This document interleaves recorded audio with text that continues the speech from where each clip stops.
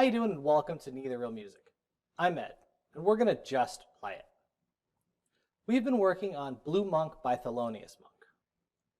I started out by giving you a series of chord changes so that you could learn how to play the song and then learn different ways on how those chords can change to make the song sound more interesting.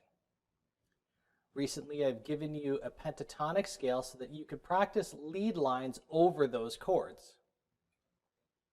Today we're going to work on a blues scale, which is similar to a pentatonic scale, but we add an extra note, often called the blue note. Before we get started, please subscribe and ring the bell for notifications so that you know when your next lesson is happening. Let's take a look at this blues scale, as I play it a little bit differently than you might see it taught. My blues scale looks like this.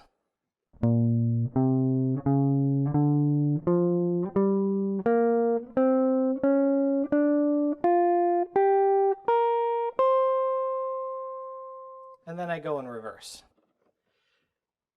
In the previous video, I gave you the two pentatonic shapes that this blues scale is based off of. It actually slides from one shape into another, giving you a very smooth transition to work with. So let me show you how this scale works.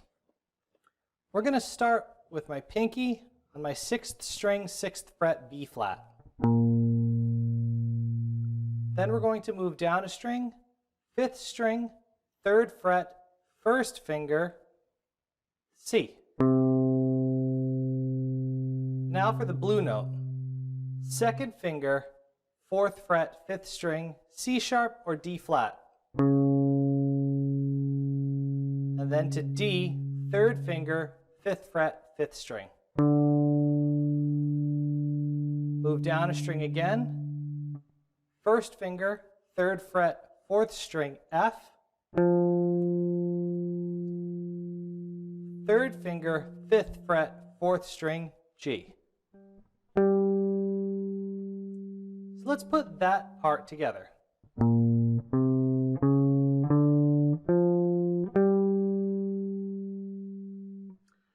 As we keep going, we're going to encounter our transition. We're going to start by using my 1st finger on my 3rd fret of my 3rd string, B flat. Then using the same finger, this isn't a slide in the sense that you're going to go. You're just going to use the same finger and glide it along the string up to your 5th fret on your 3rd string. Notice there wasn't a sound in between those two notes. So this transition, 1st finger, 3rd fret, 3rd string, B flat, to 1st finger, 5th fret, 3rd string, C. Then we're going to go to my 2nd finger on my 6th fret, blue note, C sharp, D flat. Then with my 3rd finger, you're going to move to the next fret up, 7th fret, 3rd string, D. Move down a string with your 2nd finger, 6th fret, 2nd string, F.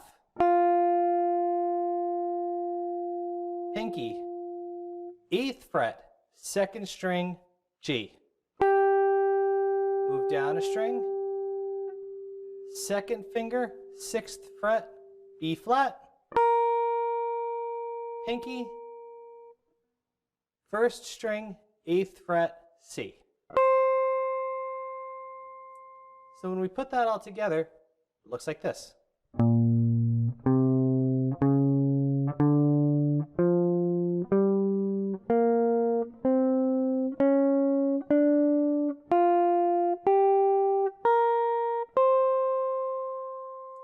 If you feel more comfortable switching to your 1st and 3rd fingers through this section,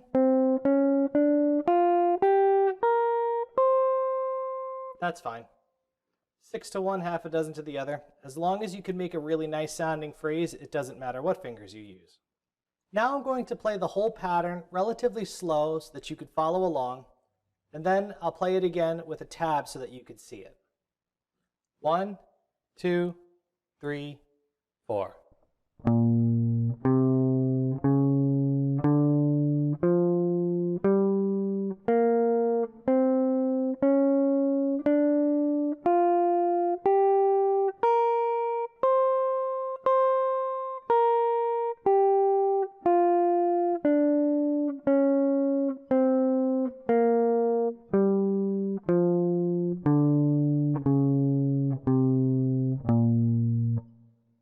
Now let's try that with the tab, same speed.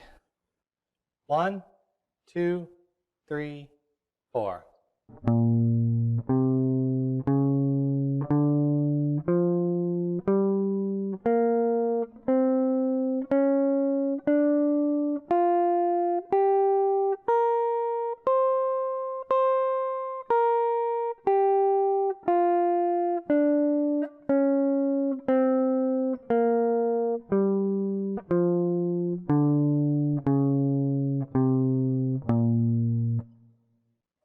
The first time you learn this idea, repeat it. Do it a couple of times. If you can't do it without looking at the tab, then go back to the tab, hit pause, and just work your way through it. I have my metronome set at 60, and I'm keeping that at a quarter note, so it's a pretty solid pace for anyone to be able to look up and see what the next note is. If you have to work it slower, just turn your metronome down. Now what we're going to do is I'm going to play it with the chords of the song a little bit faster. My metronome's going to be set at 60, but I'm going to be using eighth notes this time, so it's going to sound twice as fast as what you just heard. Then we're going to double that speed again to 120, so you can hear it at the actual pace that the song is most commonly played at. So try to follow along as best as you can, and remember you can always hit stop and practice a section so that you can get it right. 1, 2, 3, 4.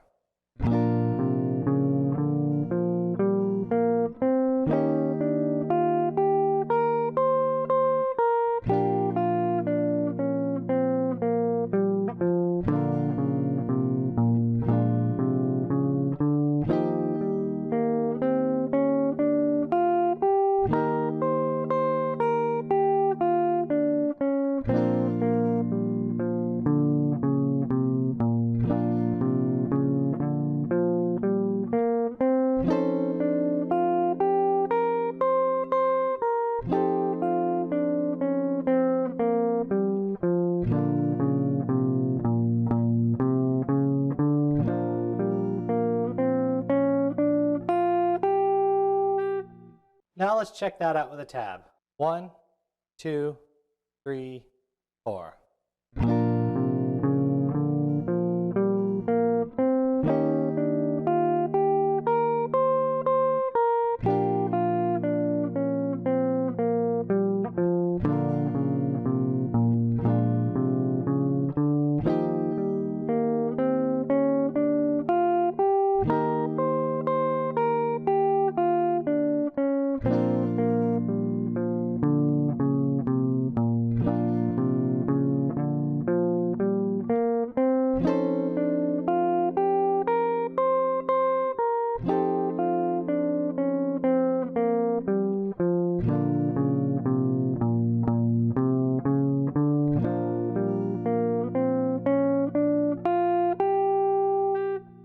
Now we're going to do the same thing twice as fast as what I just played it.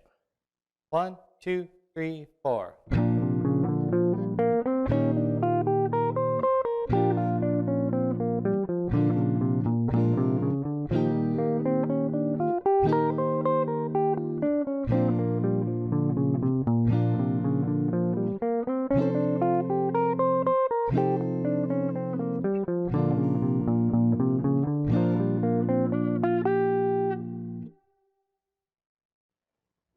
So as you get faster and faster, it obviously becomes a little bit more difficult to play if you don't have the pattern down. So the slower you work it out, the easier it is for you to get quicker and quicker. Sometimes you don't want to just double your speed.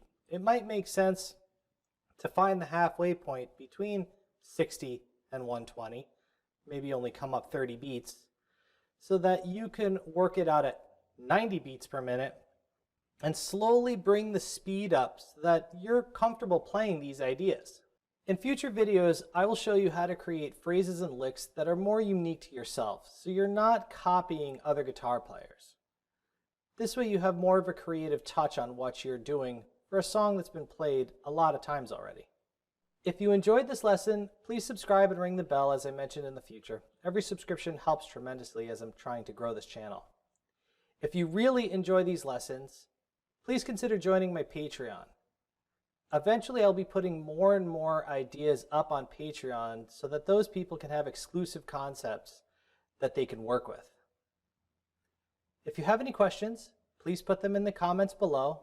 I enjoy compliments, but questions let me know that you're working on these things. Good luck and good practice.